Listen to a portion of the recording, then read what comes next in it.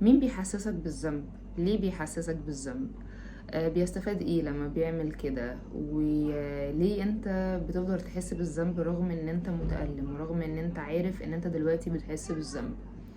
وازاي تقدر ان انت تبطل تحس بالذنب؟ والشخص اللي بيحسسك بالذنب ده في العلاقات يعني المتلاعبة، لما تيجي تعمل كده هو ايه رد فعله لما يلاقيك ان انت بتوقف ده؟ ايه شكل حياتك من غير ما تحس بالذنب؟ هل فعلا هتكون النموذج اللي عقلك بيخوفك منه ان انت هتكون انسان قاسي وانسان ظالم، ولا الكلام ده كله تخاريف وخرافات؟ مساء الخير، ازيكم جميعا؟ ان شاء الله تكونوا بخير. موضوع النهارده موضوع حساس شوية، موضوع مؤلم. ناس كتير ما بتحبش ان هي تتكلم فيه او ما بتقدرش ان هي تتكلم فيه، لانه بيبقى صعب جدا. يعني انا صعب جدا ان انا يكون جوايا احساس مشوه نظرتي عن نفسي. والاحساس اللي انا هتكلم عليه النهارده مش احساس بالخوف، مش احساس الغضب، مش كل الحاجات دي. طبعا في مشاعر تانية بتكون بتشوه، او لما تكون انت بتدمج نفسك مع الشعور وشايف نفسك ان انت الشعور ده، طبعا صورتك تجاه نفسك بتتلخبط. ولكن انا جاي اتكلم عن احساس بيستخدم في التلاعب في العلاقات، بيستخدم كاجبارك ان انت تعمل حاجات انت مش عايز ان انت تعملها. طبعا انا مش بقدر ان انا طول الوقت ابقى بوصل للكاميرا، لان انا طول الوقت بوصل للكاميرا انا ما بعرفش اركز. تمام؟ مش علشان انا بوصل نفسي وكده، انا تيتشر يا جماعه، انا تيتشر وشغلتي ان انا بتكلم قدام ناس والكلام ده. فانا ما عنديش مشكله ان انا افضل بوصل للكاميرا، ولكن دي حاجه بتفصل تفكيري. حتى في حياتي العاديه انا لما باجي بتكلم مش من الناس اللي انا بفضل اتكلم باصه في عين اللي قدامي طول الوقت. بس احنا مش طالعين نتخانق مع بعض عشان افضل طول الوقت قاعده بالصاله كده. تمام؟ فانا بحب ان انا عيني تتجول في المكان، علشان لو حد بيفضل يسأل نفسه هي ليه عمالة تبص هناك يمين وشمال، ومش عندي ADHD والله العظيم. طيب، أول حاجة، ليه بنحس بالذنب؟ احنا بنحس بالذنب علشان خاطر احنا بنكون شايفين ان احنا من غير احساس بالذنب ده فاحنا ناس غلط، او احنا ممكن ان احنا نعمل الحاجات الغلط، الحاجات اللي بتخوفنا. ممكن ان انت تظلم حد، او ممكن ان انت تعمل شيء اهلك قالوا لك ان انت غلط ان انت تعمله، فانت طول الوقت شايف ان انت لازم تحس بالذنب عشان خاطر يبقى الدرع الواقي من اي تصرف قد يظلمك او قد يظلم الاخرين بالتحديد. مين بيحسسك بالذنب؟ اللي بيحسسك بالذنب الشخص اللي عارف ان انت عندك قيم عليا، وعارف ان انت بتلتزم جدا بالقيم العليا دي، عارف جدا ان انت بتخاف من ربنا، عارف جدا ان انت بتخاف تكون ظالم، عارف ان انت عادل، عارف ان انت شخص. باي ذا واي، بيقولوا لي ايه رايكم في المكان الجديد اللي انا قعدت فيه، عشان انا مبسوطه جدا بيه بصراحه. يعني نكمل. بيبقى شخص عارف ان انت ملتزم جدا بالقيم دي، وعارف ان انت بتتضايق قوي لو ظلمت، او عارف ان انت بتتضايق قوي لو عملت حاجه غلط، لان انت شخص كويس. طيب، انا دلوقتي عايز منك ان انت تعمل الحاجه دي، انا مش عايزه اعملها، فهعمل ايه؟ فهحسسك بالذنب، هحسسك بالذنب، هحسسك ان انت مقصر تجاهي. طب انا ليه هحسسك بالذنب ان انت مقصر تجاهي؟ عشان انا I need more. اللي انت بتديهولي مش كفايه، وملوش علاقه بان انت بتديله العدل، ملوش علاقه بان انت بتديله اللي من حقه ان هو ياخده. لا، هو مش بيشبع، فانا مش بشبع. انت كانك بتحط حاجه في قربه مخرومه. دول الناس اللي بنقول عليهم ما يملاش عنهم التراب وما يتمرش فيهم والكلام ده. فانت as much as you do it will not be enough. مهما تعمل عمره ما هيكون كافي بالنسبة للشخص ده، والشخص ده شايف طول الوقت ان هو من حقه ان انت لازم تديله اكتر، اديني اكتر واكتر واكتر واكتر، بالرغم ان هو ممكن ما يكونش مديك ضمن اللي انت بتديهوله. I need more، فانت مش راضي تعمل اللي انا محتاجه، فهعمل ايه؟ فحسسك بالذنب. بنلاقي دوت كتير، وانا اسفه جدا على اللي انا بقوله، بس I need to be يعني true يعني وصريحه جدا معاكم.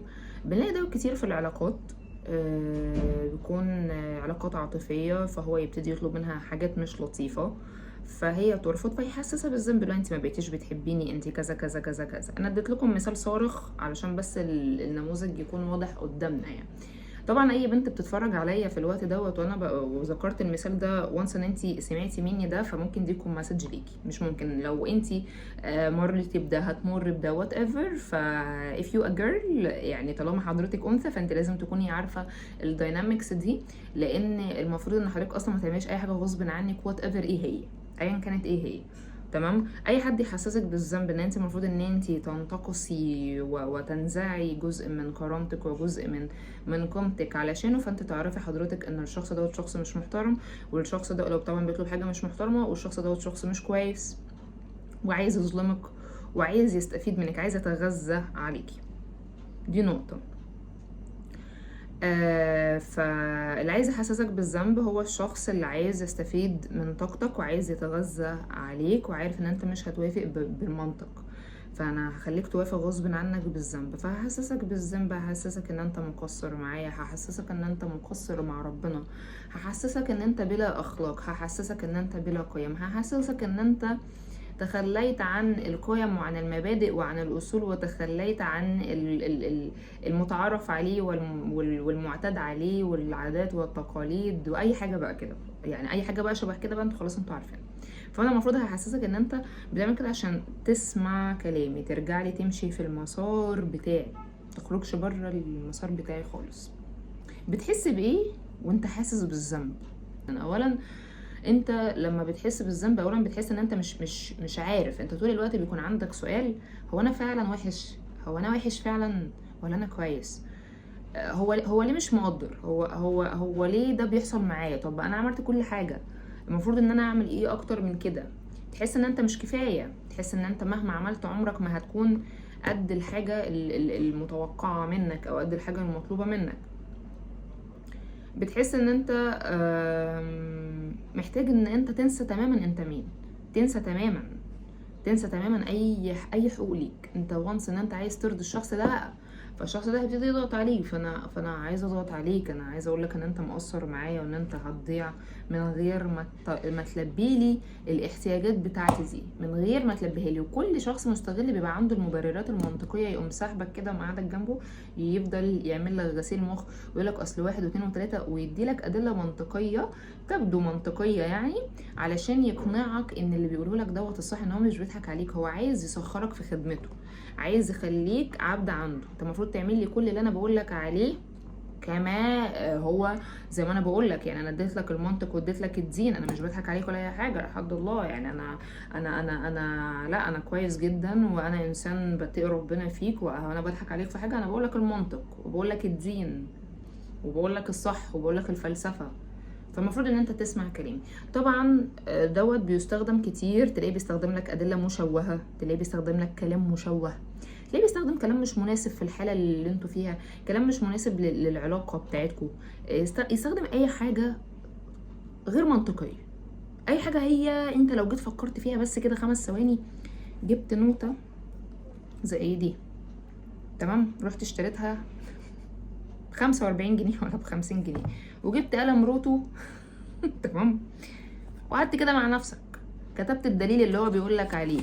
وطبعا مش عايزك ولا تشتري النوتة دي ولا عايزك تشتري القلم ده، مش عشان الفلوس ولا حاجه، لا، عشان هو مش عايزك تقعد تفكر.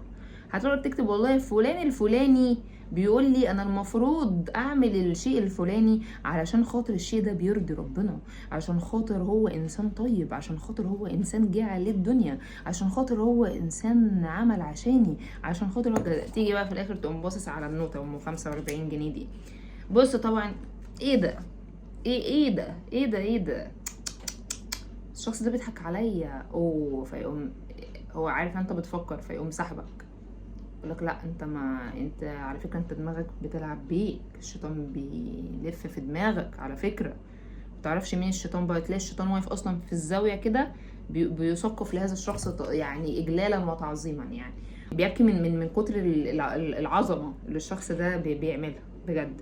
يقول لك لا، ولو شخص جه وقعك يقول لك الشخص ده لازم تبعد عنه، الشخص ده بيوسوس لك في دماغك، لازم تبعد عنه. هو هيقول لك انا اللي بخاف عليك، انا اللي عايز اساعدك، انا اللي عايز اعمل، انا اللي عايز اعمل. فطبعا انت حضرتك بتحس ان انت غير كفايه ومشتت الهويه، مشوش، حاسس طول الوقت، تفضل طول الوقت بقى المفروض اعمل ايه تاني، المفروض اعمل ايه تاني، المفروض اعمل ايه تاني عشان الشخص ده يرضى عني، المفروض اعمل ايه تاني عشان الشخص دوت ما يبقاش زعلان مني، المفروض اعمل ايه تاني، المفروض اسوي ايه تاني. تفضل تفكر، هتروح تجيب نفس النقطه دي بقى، بس وقتها مش هتقعد تكتب بقى تحليل، لا انت المفروض هتقعد تكتب بقى المفروض اعمل 1 و2 و3، وتبتدي تدي المبررات اللي انت بتعمل بيها الشيء الفظيع ده علشان خاطر ترضي هذا الشخص. واي حد بعد كده ممكن يجي يقول خلي بالك الشخص ده بيضحك عليك، الشخص ده بيحسسك بالذنب، الشخص ده عمال يضغطك نفسيا، تقول له انت مش فاهم الشخص ده زي ليه ظالمينه كده يا جماعه. دوت بيظهر بقى في البنت اللي بتكون مرتبطه بشخص والناس كلها بيقولوا لها الشخص ده يعني لابد ان يقتل، مش اللي انت تبعدي عنه، لابد ان يقتل اليوم. وهي تفضل تدافع. ليه؟ هي معمول لها غسيل دماغ. تقدر توقف الشخص ده ازاي؟ اول حاجه انت محتاج دايما طول الوقت ان انت ما تديش الشخص دوت اللي هو عايزه. الشخص اللي قدامك دوت عايز يحسسك ان انت مقصر، انت ما تحسش ان انت مقصر. عايز يجبرك ان انت تعمل الحاجه دي، ما تعملهاش. مفيش اي حاجه انت مجبر ان انت تعملها غصب عنك على الاطلاق. مفيش اي حاجه انت مجبر ان انت تعملها غصب عنك. ما تعملش حاجه انت مش عايز تعملها، وما تتماداش في مشاعر مؤذيه ليك، وما تمثلش ان انت الشخص المقصر، لان الشخص ده طول الوقت عايز يحسسك ان انت الضحيه، ان انت المؤذي وهو الضحيه. يعني من اشد انواع الاذاء ان المؤذي يحسسك ان انت المؤذي.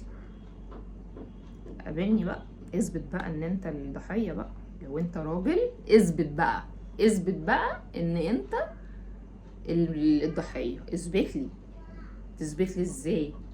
انا بمثل وعمال اعمل فيها ان انا جامد، وعمال اعمل فيها ان انا وانت وديتني في 60 داهيه، وانت اللي عملت فيا، وانت اللي سويت فيا كذا كذا. حضرتك تثبت ازاي بقى؟ اولا انت مش محتاج تثبت، مش محتاج ان انت تثبت ان انت الضحيه، ولا حتى محتاج تثبت ان هو المؤذي. انت مش محتاج ان انت تثبت اي حاجه. حضرتك كل ما انت تحتاجه هو ان انت تحط حدود ما بينك وما بين الشخص ده، لان سواء اثبتت ده او اثبتت ده، نفيت ده او نفيت ده، هو عايزك تعمل كده. ليه؟ لان هو عايز يدخلك في مرحله كده تفضل تتجنن كده، تلف زي الطور كده في ساقيه. لف بقى زي الطور كده في ساقيه، هو يقف من بعيد بقى كده ايه، يسقف ويضحك عليك ويقول ها ها ها ها، بخليه يعمل اللي انا عايزه. هو عايز يدخلك في مرحله من التشتيت الذهني، من الفوضى الشعوريه، من ان هو يشقلب كيان حياتك. انت تعلم ان انت ما تكونش رد فعل. انا مش رد فعل، انا مش حضرتك الريزلت، لا انا برضو انا اكشن ميكر او اكشن تيكر زيك. فانا حضرتك زي ما انت بتدي فعل انا برضو بدي فعل. فانا مش طول الوقت هقعد في وضع الصدمه، مفاجاه، ايه ده عمل معايا فعل، يا نهار ابيض هعمل ايه دلوقتي، هعمل ايه. مش محتاج ان انت تكون طول الوقت الشخص اللي قاعد مستني في الريسبشن، مستني رقم التذكره بتاعته تظهر على شباك التذاكر عشان تروح تسحب المبلغ بتاعك، ولا تروح تعمل اللي انت بتعمله. وزي ما انت دلوقتي اللي حواليك بيصدموك، طب ما تتصرف وهم بقى يتصدموا ما يتصدموش. ولكن انا هنا مش بقول ان انت ما تروح تصدمهم انت كمان، لان انت كده هتدخل هتدخل في حاجه اسمها الايدنتيفيكيشن وذ ذا اجريسور، ان انت هتبتدي بقى تتماهى مع شخصيه المعتدي، وتبتدي ان انت تتقمص دول عشان انت مش عايز تكون ضحيه. فخلاص انت حاسس ان دوت اللي بيكسب، فانا هعمل المعتدي عشان اروح اظلم اللي حواليا عشان اخد حقي وعشان محدش يجي عليا. لا انت مش محتاج ان انت تعمل كده. قول وات يو نيد، ان انت محتاج ان انت تحط حدود، وان انت تكون بتتصرف بالعقلانيه وتتصرف بالمسؤوليه. ان انت مش محتاج ان انت طول الوقت ان اللي قدامك هو اللي يجي يقولك انت المفروض تعمل ايه، او انت قاعد منتظر رد فعل اللي حواليك، او منتظر قرارات اللي حواليك عشان انت تتصرف بناء عليها. لما تيجي انت توقف الشخص ده عن حده وتبتدي ما تحسسوش بالذنب، هيبتدي يعمل ايه؟ مش هيستوب، هيزود اكتر، هيبتدي يدوس بقى، يقوم يدوس اكتر بنزين. فهيجرب اساليب تانية، هيجرب تكنيكس تانية، هيجرب حاجات تانية اكتر علشان يبتدي يشوف بقى انت، ما اصل انت مش جايب ليفل 1، تعالى كده ندخل في ليفل 2، مفيش ليفل 2 تعالى كده نجرب ليفل 3، مفيش ليفل 3 تعالى ندخل في ليفل 4. هكمل هنا آخر جزء من الفيديو صوتي، لأن الجزء الأخير ده للأسف سجلته ما اتحفظش. هو ايه شكل حياتك من غير الإحساس بالذنب؟ يا ترى انت حياتك هتبقى فعلا الحياة اللي انت بتتخيلها، ان انت هتكون إنسان مؤذي وإنسان ظالم، ولا الكلام دوت مش حقيقي؟ طبعا انت في الأول بتكون خايف، لأن انت بتكون شايف ان الإحساس بالذنب دوت هو الدرع الواقي لقيمك وأخلاقك وكل الحاجات دي. ولكن انا هنا عايزه اتكلم وانس ان انت خلاص انت فعلا تحررت من هذا الاحساس بالذنب، اولا انت بتكون شايف نفسك بوضوح اكتر، بتكون قادر ان انت تشوف تصرفات اللي قدامك بوضوح اكتر، بتكون قادر ان انت تفلتر من غير ما انت تكون كل التصرفات اللي بتعملها من اندفاع او من قبيل الاحساس بالذنب ومن قبيل ان انت انسان مقصر تجاه الشخص الفلاني. فلما بتيجي تحب بتحب بدون ضغط نفسي، لما بتيجي تساعد بتساعد بدون ضغط نفسي. لما بتيجي ان انت ترفض حاجة بترفضها بدون ألم، وبترفض وانت مرتاح نفسيا. ده طبعا يعتبر بالنسبة لنا كلنا إعجاز علمي، يعني هو ازاي أنا هرفض وهبقى مش متضايق، أو ازاي هرفض وهحط حدود من غير ما أحس إن أنا بتعصر كده من جوايا. اه انت فعلا هتحس بكده، هتحس ان دوت حقك، بل بالعكس انت هتكون مبسوط، انت هتكون مرتاح لان انت بتدافع عن نفسك، هتكون مرتاح لان انت حميت نفسك، لان انت وقفت حاجة مؤذية بالنسبة لك. كون ان اللي قدامك هيتضايق هو مش انت، ولا تتقمص مشاعر اللي قدامك وما تاخدهاش اسفنجة. ان انت تكون الاسفنجة للمشاعر اللي قدامك، فهو متضايق منك فانت تتضايق من نفسك، او هو شايفك ظالم فانت تشوف نفسك ظالم، او هو شايفك ان انت انسان ما بتحسش، قلبك حجر، فانت تحس برضو ان انت انسان ما بتحسش او قلبك حجر. افصل هويتك عن رؤية غيرك ليك. اللي قدامك شايفك كده ديت مش حقيقتك، انت حقيقتك محتاج ان انت تعرفها من نفسك، تعرفها لنفسك من خلال نفسك، تعرفها لنفسك من خلال علاقتك بربنا، تعرفها لنفسك من خلال كل الحاجات اللي انت مريت بيها، مش من خلال الشخص اللي قدامك بيقولك ايه. بس كده. يا ترى انت هتعمل ايه بعد الفيديو ده؟ هل هتفضل فعلا سايب اللي بيحسسك بالذنب ان هو يتمادى في ان هو يحسسك بالذنب ومش هتحمي حدودك، ولا انت هتاخد خطوة بعد الفيديو ده وتبتدي ان انت تحمي حدودك وتدافع عن قلبك اكتر من الاول؟ تحياتي لكم جميعا، واشوفكم ان شاء الله في فيديو جديد. مع السلامة.